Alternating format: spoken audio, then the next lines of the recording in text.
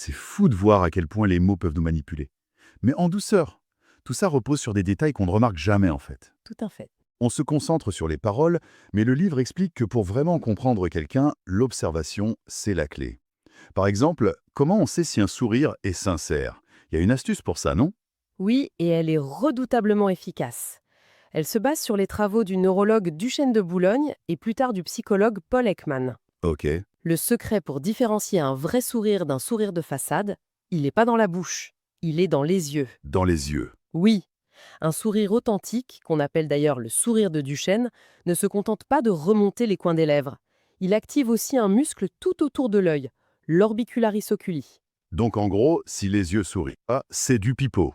Il faut chercher les petites rides au coin des yeux. C'est l'indice le plus visible.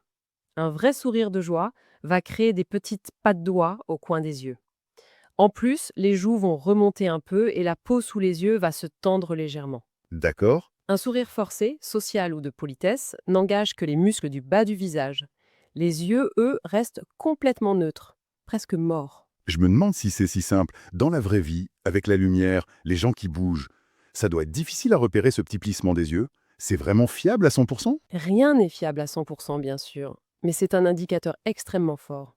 Une fois qu'on a pris l'habitude de le chercher, on le voit partout. Hmm. Ça ne veut pas dire qu'un sourire social est hypocrite, hein, juste qu'il ne traduit pas une joie spontanée. C'est un outil d'analyse, pas un détecteur de mensonges.